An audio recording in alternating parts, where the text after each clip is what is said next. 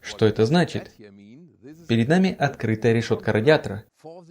Это версия с бензиновым мотором, новый Mercedes-Benz CLA. Сегодня мы прокатимся на нем, и я сравню его с полностью электрической версией. И, конечно, все главное – экстерьер, интерьер и технологии. С Томасом авточувства в 4К на весь экран и без купюр. Поехали. Начнем с нового CLA. Большинство владельцев прежнего поколения снова выберут бензиновую версию. Не все готовы перейти на электричку. Не у всех есть удобная зарядная инфраструктура. Но я отмечу, чем хорош бензиновый вариант. Вес, характер машины. Такие моменты, хотя и у электрички есть свои плюсы. Так что сравнение будет интересным. Вы видите, у бензиновой версии у этого гибридного CLA открытая решетка радиатора. У электрички она полностью закрытая. И там есть подсветка с фирменными звездами. Здесь же маленькие звезды по всей решетке. Тоже выглядит классно. Мне нравится такой стиль. Решетка получилась очень аккуратной. Сверху отдельный световой блок, можно заказать матричные фары. Мы сделали для вас ночные кадры. Светят они очень хорошо. Например, встречная машина выделяется из матрицы, и система снова открывает пучок. На дороге это работает очень уверенно. Единственный момент по дизайну – этот верхний световой блок стоит прямо поверх решетки. Мне лично нравится, когда фары идут на одном уровне с решеткой. Как вам такое решение? Здесь исполнение Progressive Line, но можно выбрать AMG Line, если хочется спортивный внешний вид. Профиль сбоку, длина 4 метра 72 сантиметра. Машина уже довольно крупная. И здесь видно фирменную купеобразную линию CLA. Можно взять и Shooting Brake. Он доступен и для электрички, и для бензиновой версии. Так что тип двигателя на кузов не влияет. Колеса от 17 до 19 дюймов. Здесь стоят 18-дюймовые диски, такой средний вариант. Есть и аэродинамические вставки в стиле AMG. Можно поиграть с оформлением. И сегодня у нас красивый насыщенный красный цвет. Подвеска одна, базовая, без вариантов. И да, эта версия выигрывает за счет меньшего веса по сравнению с электричкой. Позже почувствуем это на ходу. Сзади световая полоса выглядит эффектно. И опять звездный узор в фонарях. Спереди и сзади. Есть даже известная история. Регуляторы запрещают использовать один в один фирменную звезду в цветовой подписи. Честно, странное правило. Почему бы просто не ставить фирменную форму? Но регуляторы настаивают. Поэтому звезды немного смещают. Иногда правила бывают очень странными. У нас CLA 220. Скоро поговорим про моторы и мощности. И классная деталь. Эмблема поворачивается и открывает багажник. Скоро покажу больше. Это классический седан, не лифтбэк. Платформа переднеприводная. Но есть и версии с полным приводом. У электрички отдельные моторы на передней и задней оси. Здесь же полный привод реализован по схеме передняя ось плюс задняя по запросу. И эта машина как раз полноприводная Fomatic. Сегодня у нас топовый бензиновый вариант CLA 220. Мощность 211 лошадиных сил. Разгон до сотни км в час 7,1 секунды. Пока это самая быстрая версия среди бензиновых CLA. Заглянем под капот. У электрички здесь был бы небольшой багажник. Самая спокойная версия разгоняется примерно за 9 секунд. Сейчас доступно 3 варианта по мощности. Вот он, 1,5-литровый 4-цилиндровый мотор. Это полностью новый двигатель, мягкий гибрид. Он дает короткие электрические моменты, например, когда трогаешься со светофора или катишься к нему. Так система экономит топливо. Сегодня мы также проверим расход. Мы уже делали один тест внизу, в долине. Ровная дорога около 100 км в час. А сейчас мы уже выше, в австрийских горах. Очень красивый вид, недалеко от Зёльдена, известного горнолыжного курорта. Так что наслаждайтесь пейзажем вместе с нами, пока продолжаем обзор. В финале я скажу, что бы выбрал сам. Бензиновую версию или электричку. И еще момент, когда речь идет о новом моторе с турбиной, иногда разумнее взять машину сначала в аренду по лизингу и посмотреть, как двигатель себя показывает. Здесь под капотом хорошая шумка, так что я действительно хочу проехать на нем и почувствовать, как он ведет себя в CLA. Ведь большинство покупателей нового поколения – это люди, которые уже ездили на прежнем CLA, и многие снова выберут бензиновый вариант. Жду, когда немного стемнеет. Хочу показать, как выглядит цветовая подпись в темноте. Здесь решетка не подсвечивается внутри звездами, но у нее есть световой контур по периметру. Смотрится очень эффектно. И еще важная информация по двигателю. Были слухи, что здесь стоит ремень ГРМ, работающий в масляной ванне. Но это не так. Я уточнил у Mercedes. У этого мотора цепной привод распредвала. Есть еще два интересных момента. Вот разрезной макет, удобно смотреть. И вот эта крышка, ее видно всегда. Ее можно согнуть, это не жесткий пластик. Материал больше похож на плотный термостойкий поролон. И причина простая. Это еще одна NVH-мера. Борьба с шумом и вибрациями. Так двигатель звучит тише, и салон лучше изолирован. Мы также тестировали машину на снегу. Полный привод может отправлять до 40% тяги назад, особенно на низких скоростях. Базово это все равно переднеприводная схема. Но до 40% назад этого достаточно для более активной езды даже на снегу. Особенно в спортивном режиме. И если же вы едете быстрее 120 км в час, то работают только передние колеса. Ради эффективности. И на такой скорости задняя ось уже не дает прибавку в разгоне. И да, здесь всего 1,5 литра. Инженеры сказали, что им нужен был именно такой компактный блок, чтобы вписать мотор в новую платформу. Так что он чуть меньше, чем ожидаешь от 1,5 литров. Но за счет электрического буста все это компенсируется по ощущениям и тяге. Это ключ, мы его уже знаем по другим моделям, но теперь он стал меньше и легче. Когда я подхожу к машине, если включено автоматическое открытие, ручки выдвигаются навстречу. Я все же больше люблю классические ручки. Да, сейчас такой тренд в автомобильной индустрии. И думаю, он со временем уйдет. Но здесь хотя бы есть тактильный отклик, это приятно. Открываем дверь, здесь безрамочные стекла, никакой ламинации или уплотнения сверху, просто чистый дизайн. Звук закрывания. Сзади он получше. Спереди, честно, не впечатляет. Безрамочные двери и хороший звук закрывания – это большая редкость. А внутри дверей верхняя часть всегда структурная и слегка мягкая. Здесь даже приятнее за счет этой кожзамовой вставки. Отделка Artico в светлом исполнении. Доступны и другие варианты. А вот эта вставка матовая. Это действительно материал на основе бумаги, но ощущается премиально. Очень интересное решение. Блок управления сиденьем снова перенесли наверх, удобно, но да.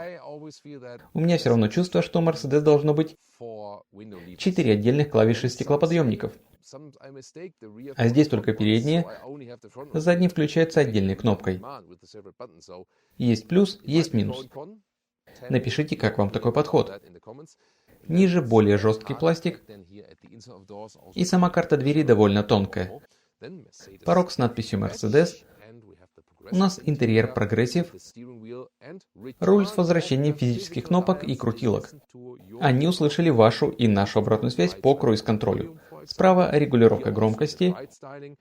У нас светлое исполнение, но можно выбрать и темное. Позже появится и руль без материалов животного происхождения. Теперь сами сиденья. Это Artico. Доступны разные стили. Можно взять тканевую центральную часть. Можно взять спортивное кресло с микрофиброй. Это сиденье Progressive, фактически базовое. Важно, средняя зона и верхняя часть всегда одинаковые. В спортивном сиденье меняются боковые валики, и нижний, и верхний. И подголовник там интегрирован. По посадке кресла похожи, но в спорте больше фиксации. Мне лично Progressive нравится больше. Здесь более открытая посадка. Алии, например, спорт нравится сильнее. Там плотнее держит. Так что тоже вопрос вкуса. Руль регулируется по высоте и по вылету. Вход большой. Только в крайних положениях есть такой упорный звук, и его можно чуть доработать. А сама регулировка очень плавная. И вот главный момент, что бы я улучшил. Комфорт сидения. Неважно, какой материал вы выберете, глубины посадки здесь все равно не хватает. И зона под седалищными костями довольно жесткая. Хотелось бы мягче, по моим ощущениям. По запасу по голове все хорошо. При моих 1,89 м места остается достаточно. Переходим к передней панели и всему кокпиту. Здесь стоит опциональный экран для пассажира. Можно и без него, тогда будет темная декоративная зона с маленькими фирменными звездами. По центру большой основной экран и цифровая приборная панель. Сейчас покажу подробнее. Воздуховоды здесь в турбинном стиле очень заметны. И ночью они подсвечиваются атмосферной подсветкой. Снова видно эту новую поверхность Paperwood. Тактильно она как матовое дерево. И рисунок напоминает японский сад дзен. Он может быть несимметричным, так и задумано, как в настоящем дзен-саду. Красивое решение. Но можно выбрать и другую отделку. Подстаканники выезжают вперед. Они немного адаптивные, но только с одной стороны. Крупные бутылки все равно болтаются. Спереди есть несколько физических клавиш. Здесь сенсорная регулировка громкости. Но я могу крутить громкость и на руле, и мне так намного удобней. Но есть нюанс. На руле нельзя переключать треки. Можно сделать тише, громче. Можно выключить звук одним нажатием, а следующий трек или предыдущий только через экран. Так что это решение спорное. Кнопка выбора режимов езды Dynamic Select находится внизу. Здесь беспроводная зарядка. Но если, как я, вы предпочитаете кабель, это тоже возможно. Инженеры сделали специальный проход для провода.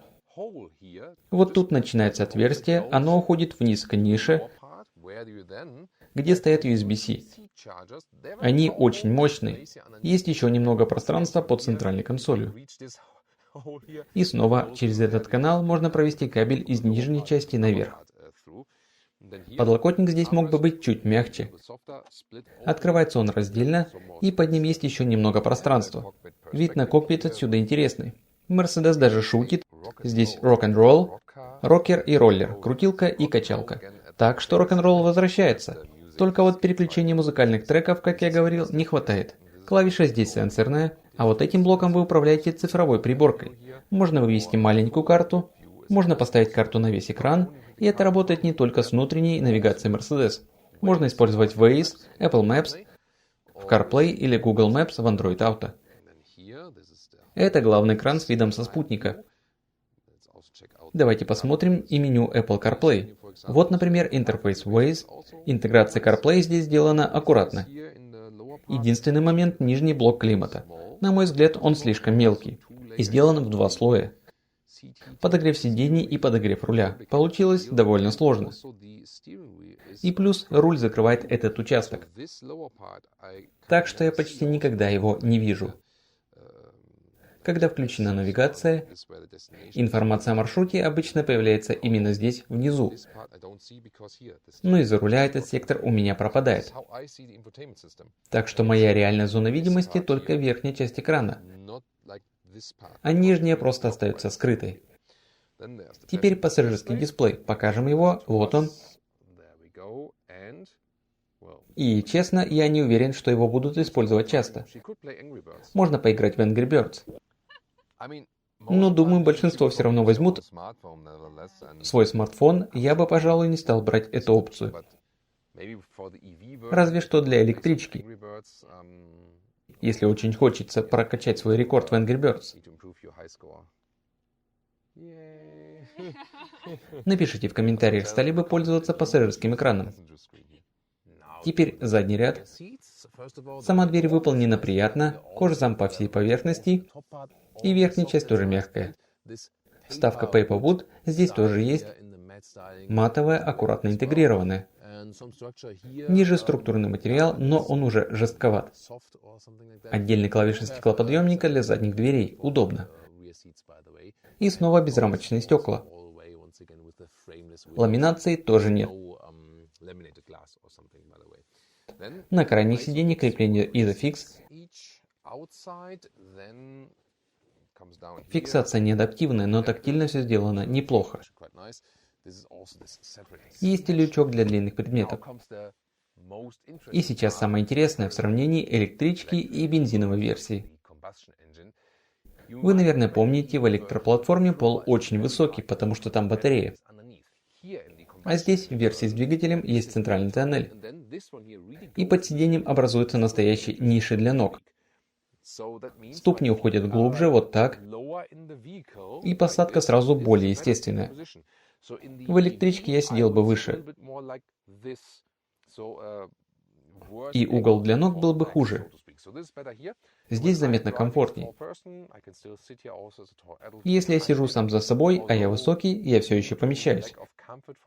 Хотя из-за недостатка глубины самого переднего сидения, я обычно отодвигаю его довольно сильно. По запасу по голове при моих 1,89 м здесь все проходит, но впритык. И причина – фиксированная стеклянная крыша. Она всегда снижает пространство сверху. Можно выбрать цифровую шторку, но она не меняет нагрев салона. Есть защитный слой от тепла, но с закрытой металлической крышей все равно прохладней. Так что напишите, как вам такой вариант. В целом машина не особо просторная. Но именно в бензиновой версии посадка сзади все же удобнее, чем в электричке. Теперь багажник.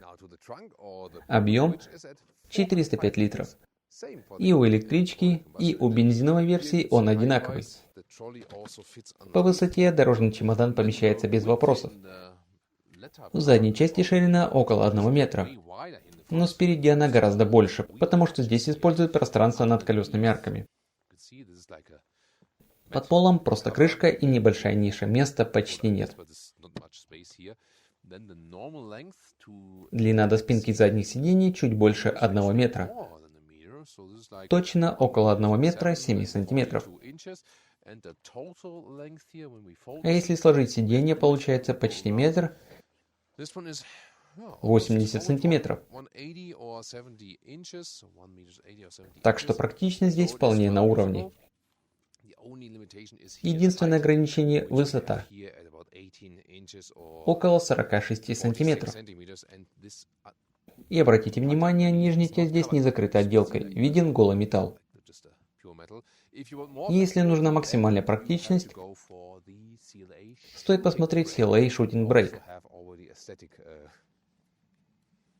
У нас уже есть отдельный обзор этой версии, можете посмотреть позже. Начинаем движение на CLA 220. Мягкий гибрид с бензиновым мотором. И вот что интересно.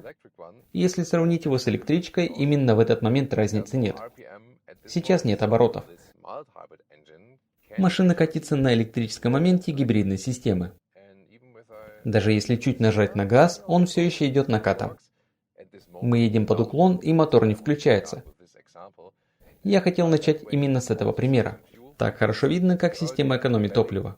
Раньше внизу на ровной дороге мы делали небольшой тест расхода. Получилось около 6 литров на 100 километров.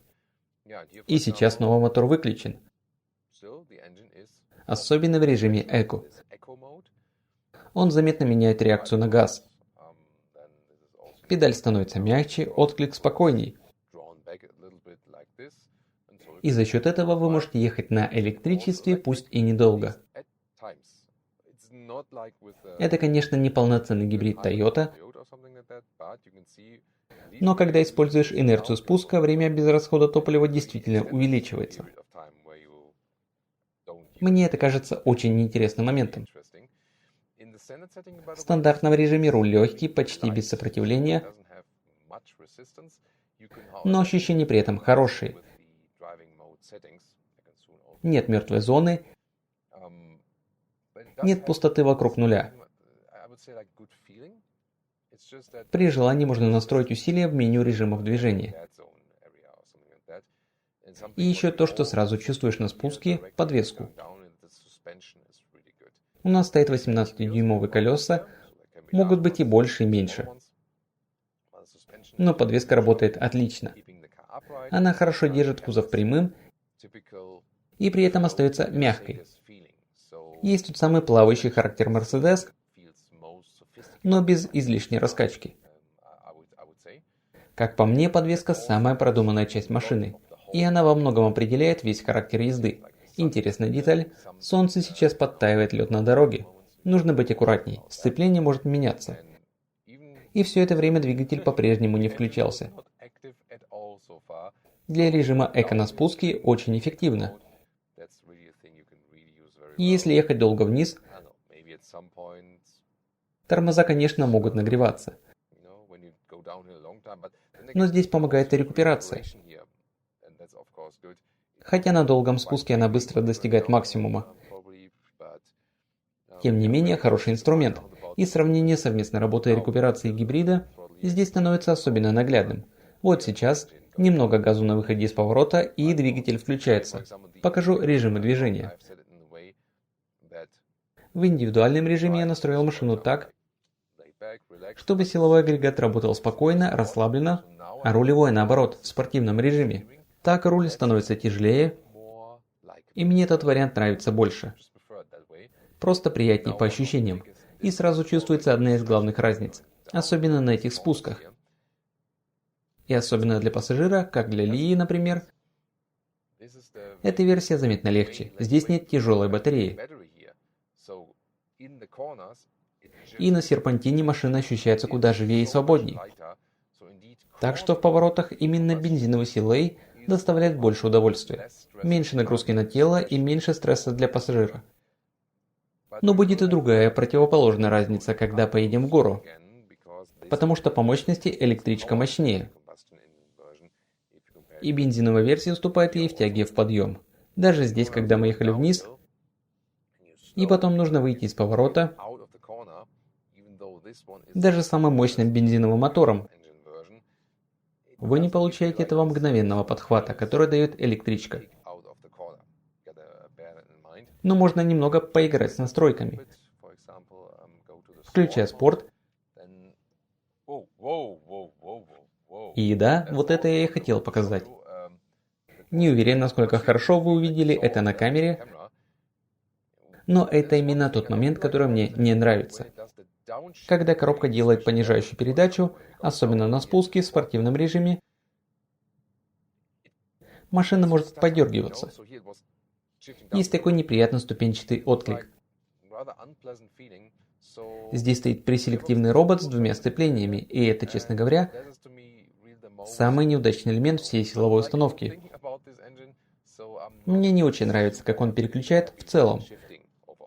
По ощущениям, не самый приятный вариант. В спортивном режиме руль, как я говорил, становится тяжелее. И это действительно приятное ощущение. Мне нравится такая настройка. При этом подвеска не меняется вовсе. Адаптивной подвески для CLA нет. Я уточнил еще раз. И в ближайших планах ее тоже нет. Вы видели в обзоре нового GLB, Там адаптивная подвеска появится вместе с 20-дюймовыми колесами. А здесь только стандартная система. Ситуация интересная. Сейчас я на тормозах. И выходим на разгон. Вот так. И знаете, разгон вполне достойный. Двигатель не становится слишком громким. И та динамика, которую он дает, вполне хорошая.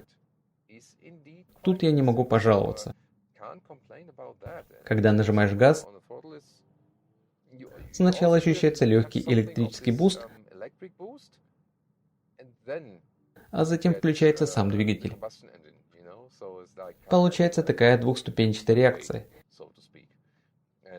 И это ощущается естественно. Для трассы тоже все продумано. Круиз-контроль слева на руле. И с физическими кнопками я могу быстро менять скорость. Очень удобно.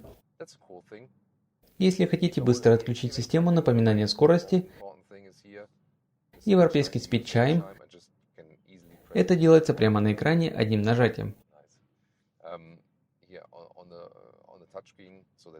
И даже если оставить ее включенной, она не слишком навязчивая.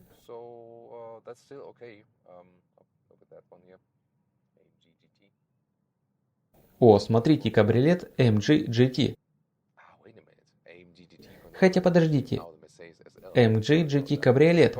Это же теперь Mercedes SL. Да, именно. Моя реакция выдала правду. SL сейчас фактически стал AMG GT Roadster. Интересная трансформация модели.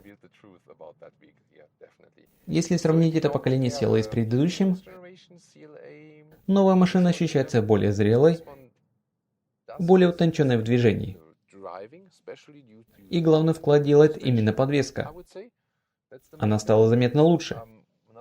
Еще один момент, который хочу отметить. Угол поворота колес. Они заворачивают очень сильно. И хотя задней подруливающей оси здесь нет, разворот получается довольно компактным. Маневрировать на CLA легко. Парковка и развороты без проблем. И вот сейчас двигатель снова показывает себя неплохо. Когда нажимаешь газ, по ощущениям никакого малолитражного мотора. По крайней мере в версии CLA 220 с полным приводом. Динамики вполне хватает. Теперь самое интересное – подъем. Спорт-режим все еще включен, смотрим, как мотор реагирует в гору. Да, обороты растут сильнее, нагрузка чувствуется. Но давайте посмотрим динамику. Сейчас едем вверх, около 50 км в час. И поехали.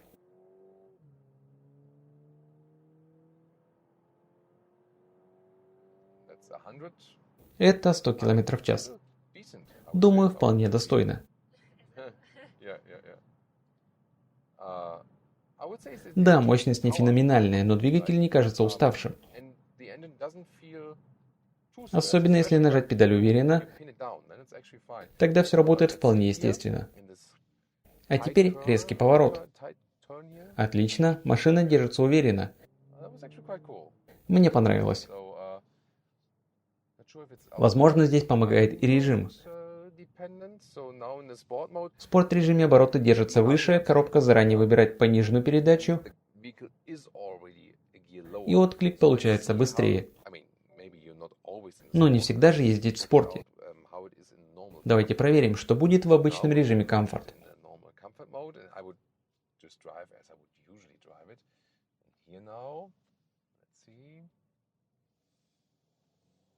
Теперь подходим к этому участку уже в обычном режиме комфорт.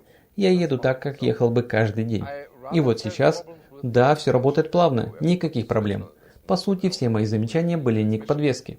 Подвеска как раз отличный элемент, а именно к коробке. На спуске или когда едешь по ровной дороге, и коробка неожиданно меняет передачу, именно там бывают странные моменты. Но в подъем, даже в комфортном режиме, машина понимает ситуацию. Ага, здесь лучше пониженную. Держит обороты чуть выше, и все работает нормально.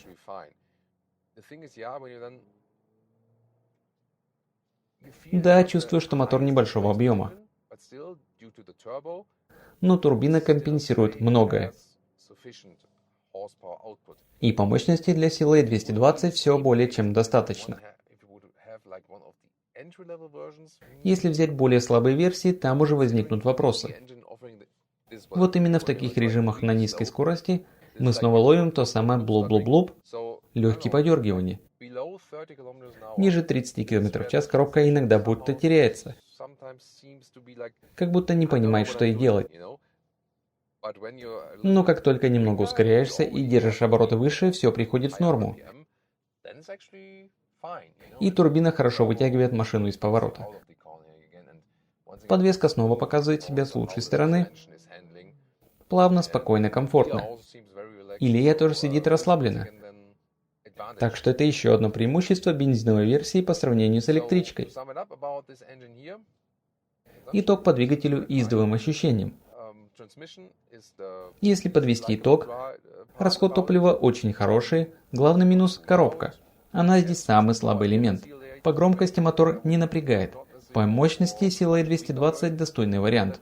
Но я бы не стал брать более слабые исполнения этого мотора. И лучшая черта бензинового CLA – вес. Он заметно легче электрички. И из-за этого в поворотах именно версия с DVS дарит больше удовольствия. Но у CLA EQ есть свой плюс. Гораздо более сильный разгон из поворота. Особенно у двухмоторных модификаций. Теперь цены и выводы. Лия тоже кажется рада такому красивому виду. Австрийские Альпы, да, пейзаж здесь просто потрясающий. Мы часто бываем в этих местах, в Италии, в Австрии, в Швейцарии, иногда и в немецких Альпах. Обычно летом, потому что зимой здесь очень холодно. Теперь о новом CLA. По дизайну он выглядит действительно интересно. Я бы все-таки хотел, чтобы световой блок шел на одном уровне с решеткой радиатора. Это уже моя личная придирка. Напишите, согласны ли вы. Интерьер красивый, стильный. Но я бы хотел больше комфорта, сидений. Не хватает глубины посадки. Это для меня самый важный момент. У версии с двигателем есть явное преимущество. Глубокие ниши для ступней. И для пассажиров с длинными ногами посадка становится заметно удобнее. По ездовым ощущениям меньший вес действительно помогает. На серпантинах Альп это особенно заметно. И для пассажира, как для Лии, более легкая машина, меньше нагрузка, меньше укачивания, больше комфорта.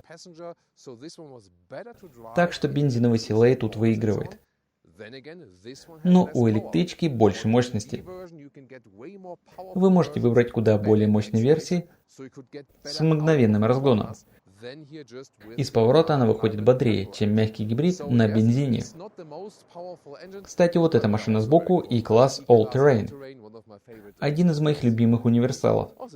И цвет тут тоже подходит идеально. Возвращаемся к CLA.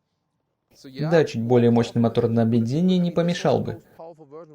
Сегодня у нас была самая мощная версия, и даже она воспринимается скорее достаточной, но не более. Если подумать об исходных, базовых версиях, они могут оказаться слабоваты. И честно скажу, я бы не выпускал Mercedes с объемом меньше 2 литров. Это не технический аргумент, а чисто эмоциональный. Но думаю, многие из вас меня поймут. В остальном сам двигатель работает хорошо. По ощущениям он довольно аккуратный, достаточно ровный в отклике. Просто не самый мощный и все. По расходу мы сегодня уже делали тесты. Около 6 литров на 100 километров. Для машины такого размера это нормально. Плюс здесь довольно холодно, вы сами видите. Если подвести итог между электричкой и бензиновой версией, это легче, а значит приятнее в управлении. Электричка мощнее. Быстрее реагирует на газ, едет плавнее. И, конечно, у электрички нет этих легких толчков при переключениях. Там все идет ровно и тихо. И еще много будет зависеть от вашей зарядной инфраструктуры и, конечно, от цены. Эта версия стартует примерно с 44 тысяч евро или 39 тысяч фунтов. А если взять полный привод, самый мощный мотор, богатое оснащение, получается около 67 тысяч евро. Недешево, это факт. У электрички все зависит от батареи, маленькая или большая. Но к цене бензиновой версии нужно прибавить еще от 4 до 8 тысяч евро. Да, бензиновая версия сама по себе дешевле, но все зависит от страны. На многих европейских рынках налоги на ДВС версии выросли, а электрички, наоборот, получают льготы. И там электрическая версия может оказаться выгоднее. Так что какая версия будет продаваться лучше? Это тоже зависит от политики каждой страны и от налоговой системы. Очень интересный вопрос, и ответ везде будет разным. Теперь скажите вы, что бы выбрали лично? Бензиновый CLA или электрический CLA EQ? С интересом почитаю ваши комментарии. И также посмотрите наш обзор электрички CLA EQ.